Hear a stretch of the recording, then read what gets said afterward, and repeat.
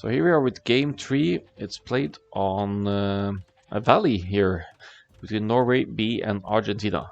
So we have the same players as the last game. Redlash and Cornelio Bruto have been the same all along, so I guess they are a two-player team. And we have Plogen and Kong Forever for Norway B here. Kong Forever with Aztecs for this one. Great Civ for open land maps for sure. Their villagers have an eco bonus already from the Dark Age on with bringing in 5 extra resources before drop off. See here it goes to 15 instead of 10. And Plogen here with Frank's fantastic Civ for Valley as well, with the mobility around the map and potential for some food boost in the middle here. Lots of hunt to be taken, so if you control the middle you could go for a shorefish, quick food collection there, and these, and less extra 140 foods from the zebras here. For Argentina, we have Malians for Cornelio Bruto, not too bad either. They save lots of wood for the buildings during the game. Buildings cost less wood. They have lots of options. Strong castle age with knights, camels, infantry with extra pierce armor, and yeah, just a lot of go-to options. Redlash with Japanese for this one. Fantastic infantry civ as well. Usually goes men-at-arms into archers. The resource drop-off points cost only 50 wood, not 100 like the other civs. So you save quite a bit of wood there, makes it easier to go into the archer's transition after doing, for example, men-at-arms or drush openings. So Valley, usually a pretty easy map to wall off. You have these huge wood lines and gaps that could be closed. Hills could be an issue while walling. There's always the risk of holes in the hills, but definitely an option here. Let's look at the resources. All the resources sort of in the back for Plogen, so if he walls this section to the side, he has his main side, gold and main stone secured here. Berries a bit forward, not ideal, but at least not forward to the end of his Japanese flank here, or the other side. But this hill could be an issue for Plogen for this game, considering that it's pretty close to the TC. It's fantastic for a potential siege push here, and starts the wall off though, so it's going to limit that early aggression, probably with some early walling to the side towards his opponent here. Not that he knows the location just yet, but they'll find him soon enough. Then let's look at Kong's base here. Resources more to the side, main goal forward as well, but with some extensive walling a little bit further out here, the main goal should still be arguably kind of safe here. In the back, Woodlands could extend the walls all the way back here and be okay. Actually, Kong on this side. And then there's between the woodlands a wider area overall for Kong to wall, but he's using the sheep to scout and has some nice general overview of the map here. Now for the Argentinians, we have a hill here for Cornelio Bruto as well, pretty close to their TC. That's Badius Berries, arguably on the hill as well. Kong, he likes his infantry openings like Drush, men-at-arms, these kinds of things, so I would expect actually men-at-arms from Aztecs here, because they save a little bit of gold, not with their... They start with 150 instead of 100 gold, so that's something they could use to either go into men-at-arms basically without that extra gold mining, or you could make more men-at-arms when going for the standard men-at-arms build. So side gold far to the side here for Cornelio Bruto will probably be walled out to begin with, unless he goes for this diagonal wall here towards the hill. The hill desperately needs to be secured for him though. The stone is here, the gold is arguably downhill as well. A castle here would just be extremely bad news for Cornelio Bruto. And then finally for Redlash, main gold forward, stone sort of on the hill, woodline right next to the hill. Bad news, especially when you're up against archers, but his counterpart here, Plogen, is with the Franks, so still it's the hill advantage for the scouts and knights here, but not as significant as if you go archers. Then again, the scouts would usually be accompanied by archers, but I think the main target of Team Norway will be Maldians to begin with, because that's the civ with the better cavalry, or the more likely to go cavalry in the Castle Age, and something that should be punished. So players are going to the next stage here. Only player not just going up just yet is Redlash, probably going for the 22 pop men-at-arms here with Japanese. Feudal Age is... well, Kong is actually not going up either, but he seems to be going for the Drush, yes. So he's going the Drush fast castle or Drush into archers here, who knows. 3 militia forward, that's basically 3 army units for Kong. He's with 4 military total, uses the Eagle to block a little bit here. Quick walls go down for Cornelio Bruto here, but that's going to hurt himself more than Kong. Actually, the scout might go down for Kong, but the villager will be going down as well. Scout is trapped, but militia are at the ready to cause some idle time here. Kong gets some value from the Drush already. Dodges the TC nicely. Here comes a barracks from Cornelio Bruto. Arguably kind of late here going to the Feudal Age. Probably had other plans but got obstructed by this Drush forward by Kong. And really struggles to get this build down here. A Drush can be fended off by villagers attacking just to limit the aggression. You use your villagers if you have a loom, that is, and that's usually the case on open land maps. You get it before Feudal Age. Then you just use, say, 4 or 5 villagers and use them as military to deal with the village area. Instead of Kong getting 3 kills like this, blocking the one villager going into TC fire now, but the Drush has already given much value for Kong here. Scouts, no, it's actually a Drush. I was going to say scouts, that's obviously from Plogen here, is with the stables already, and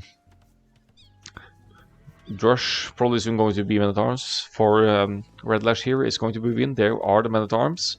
Plogen with some intelligent walling here though. He funnels the aggression in towards the TC fire. So if Red Lash wants to get in there, he either has to break walls on the side, which could be quick wall behind, or to risk running into TC fire and losing at least 1 men-at-arm on the way here. Could loop all the way around here and maybe find something. Let's see if Red Lash has that kind of intel on the map. Doesn't really know what opening. Risk the TC fire here or misclicks, who knows. With scouts attacking after they've been weakened by TC fire, these men-at-arms unfortunately don't accomplish anything for Red Lash here. So Red Lash and Cornelio Bruto both on the back foot here. Kong's militia are still not cleaned up here. So Kong still left with 2 militias, so that's fantastic army. Fantastic value from Kong here. He could even, I doubt he will with only 2, but he could even go into men-at-arms here for even more potential damage output.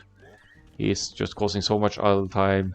Cornelio Bruto still with only 22 villagers after losing at least 1 to Kong's forward here. And Plogen comes to hit Cornelio Bruto now with his scouts because full walls are about to be complete by Red Lash here. Red Lash with the blacksmith going to go into the archers here. Double range archers.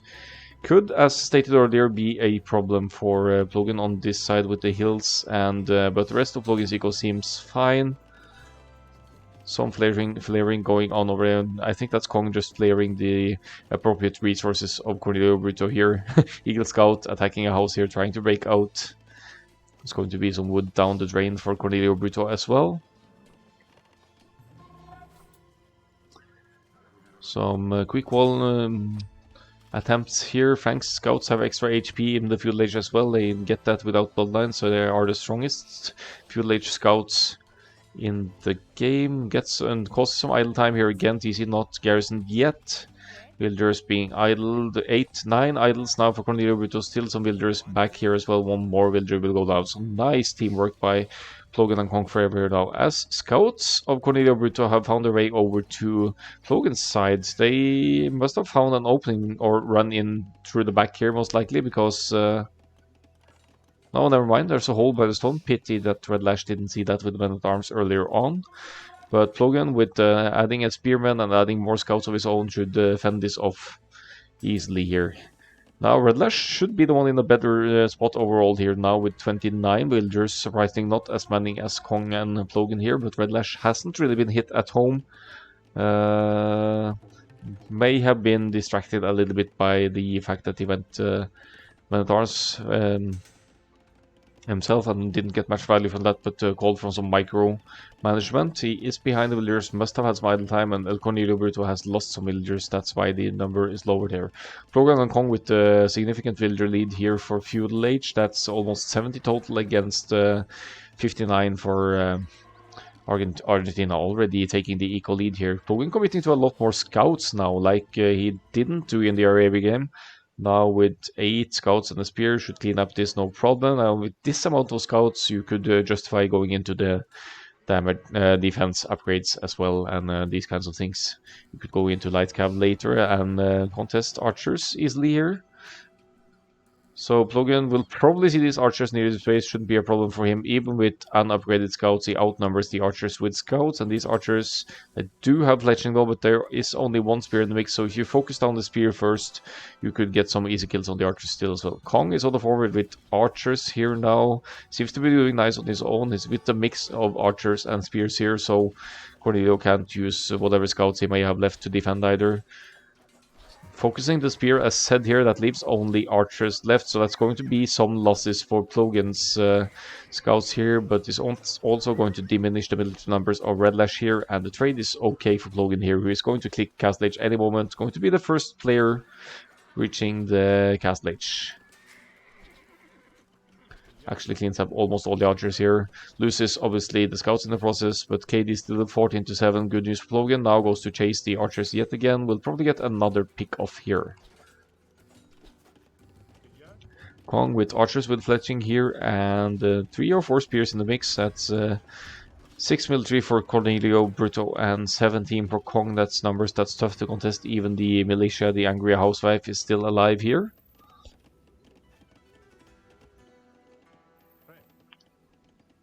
And Red Lash is going to try for another archers forward here. I'm not too sure about that. Plogen is 30% cast age, is plugging off here. Once Plogen gets the Knight's production potential going, then it's going to be a very dim situation for Red Lash here. Now catching up in builders, but that's also due to the fact that Plogen and Kong's theses are idle going up to the cast age. They are going to be the 2 first players to the cast age again. That didn't do too much for them on Arena last game, but in this sense it's a huge power spike that is to be exploited on a map like this. Market going up just now for Red Lash. Should mean in that case that that he will be clicking up to the cast stage soon. No moment too soon here. Both Argentinian players are struggling for that cast stage. They're missing quite a bit of resources still, and seeing Plogen and Kong forever reaching cast stage would light the alarm lamps here, I think, because yes, they have some army presence. Red Lash with 17 military, but they are still only field age archers and some spears. That's not going to be a match for Castle Age Frank's Knights with now the +2 armor going in straight away as well.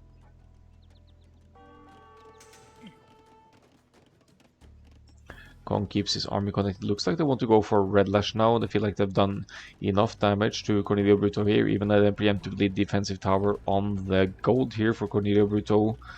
Castle Age on the way for Red Lash, but severely behind here. Goes for Kong's base. Kong probably has more military waiting at home though, and he gets town centers up as well. This could be actually be delayed a little bit by this archers forward and Kong's army out of position. Means less army at home for Red Lash though. And Red Lash should have a tough time defending this, especially if Frank's Knights come into the mix as well with their +2 armor. And we see double stable production underway for Plogen here. Malian's ally for the Argentinians here will not be able to provide camels anytime soon, as he is only 10% cast age. Red Lash almost 50, but has to fend off against cast age armies for a while yet. Kong with crossbows picks off Red Lash's Feudal Age archers easily here. Still some scouts on the field for Cornelio Bruto. Will maybe try and get some small raids in here, but that's not going to be nearly enough. Kong's crossbows breakthrough are going to pick off some villagers of Red Lash now. Red Lash with 41 villagers is going to get severely idled here though by the crossbowmen moving in and forward here.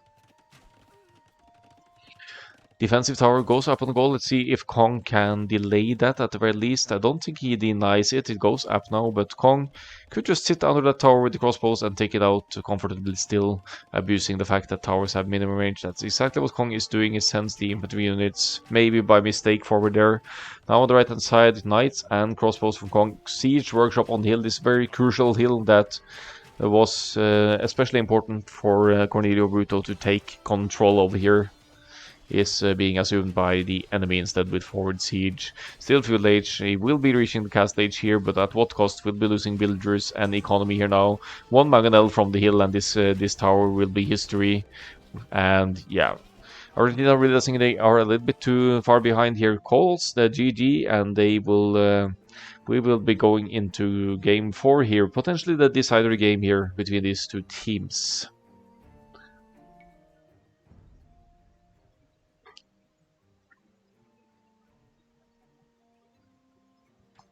Just a quick look at the stats here. Plogen, amazing KD, 25 to 9. Kong with 18 to 16, but with the largest army by far here.